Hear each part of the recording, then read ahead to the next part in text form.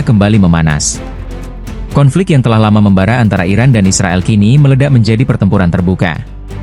Baru-baru ini, Iran meluncurkan serangan rudal balasan setelah Israel dianggap bertanggung jawab atas serangan terhadap fasilitas diplomatik mereka di Suriah.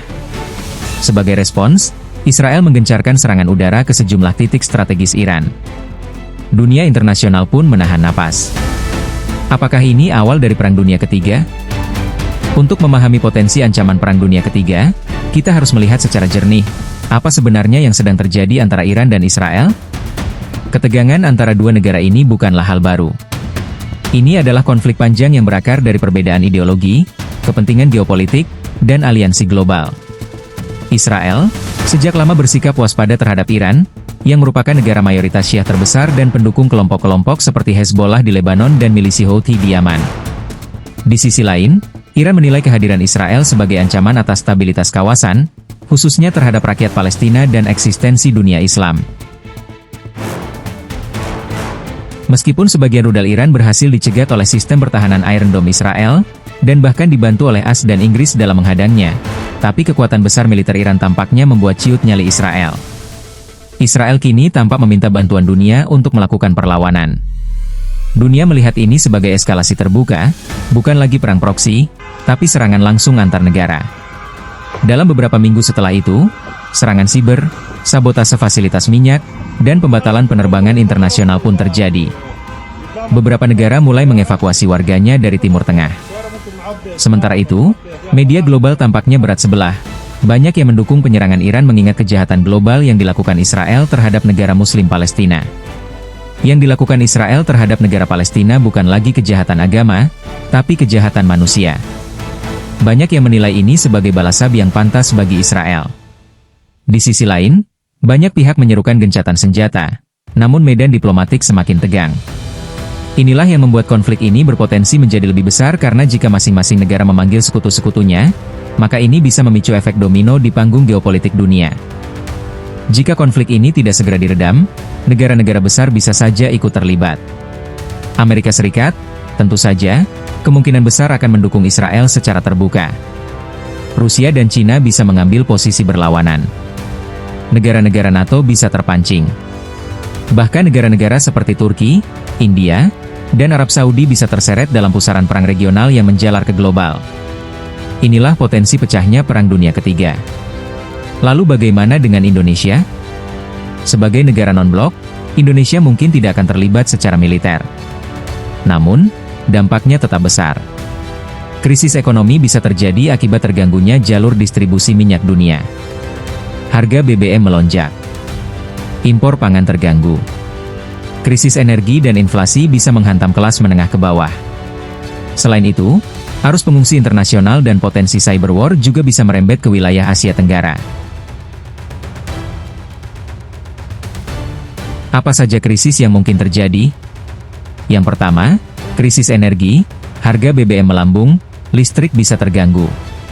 Kedua, krisis pangan, harga beras, gandum, dan bahan pokok bisa melesat. Ketiga, krisis keamanan digital serangan siber terhadap sistem perbankan atau infrastruktur. Keempat, krisis kesehatan akibat terbatasnya pasokan obat dan tenaga medis. Krisis sosial pun bisa menyusul, meningkatnya pengangguran, kerusuhan, dan kepanikan massa. Jadi apa yang harus kita lakukan? Apakah kita bergoyang saja? Tentu tidak ya para sahabat. Kalau seandainya krisis global benar-benar terjadi dan merambat ke Indonesia, kita sebagai rakyat biasa tetap bisa mempersiapkan diri. Jangan tunggu pemerintah. Jangan tunggu bantuan. Justru kita harus mulai membangun kemandirian dari rumah. Pertama, mandiri dalam pangan. Mulailah dengan hal sederhana. Anda bisa mulai beternak ayam di pekarangan rumah. Ayam bukan hanya sumber daging, tapi juga telur, sumber protein yang mudah dikelola dan bergizi tinggi. Kalau ada lahan kecil, buat kolam ikan lele atau nila. Ikan bisa dipanen secara berkala dan tak memerlukan biaya besar untuk pakan jika dikelola dengan sistem kolam bioflok atau kolam terpal sederhana. Kedua, berkebun untuk kebutuhan dapur.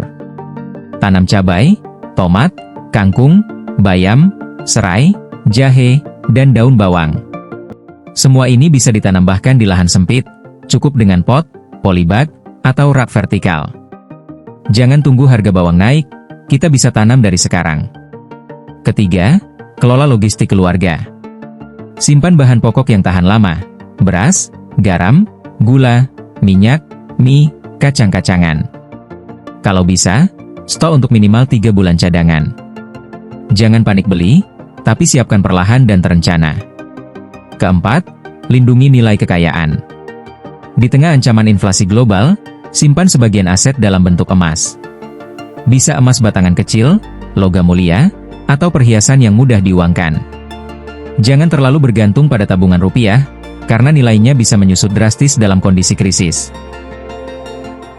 Kelima, kuatkan jaringan sosial. Jangan hidup sendiri. Bangun komunikasi yang baik dengan tetangga, RT, RW, pengurus masjid, dan komunitas lokal. Dalam keadaan darurat, gotong royong adalah senjata terbesar bangsa ini. Dan yang paling penting, kuatkan spiritualitas kita. Ingat, tidak ada satupun krisis yang bisa kita hadapi dengan sempurna tanpa memohon perlindungan Allah Subhanahu wa Ta'ala. Jangan tinggalkan sholat, perbanyak doa, perkuat sabar, dan jangan pernah berhenti berharap. Seberat apapun keadaan nanti, iman yang kuat, hati yang tenang, dan langkah yang terencana adalah penyelamat kita. Semoga perang tidak pernah terjadi.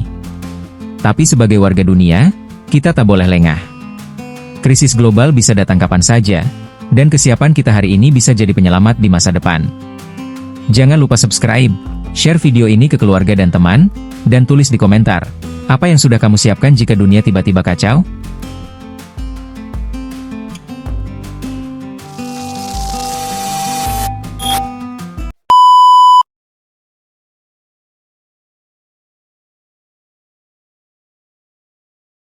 Mm-hmm.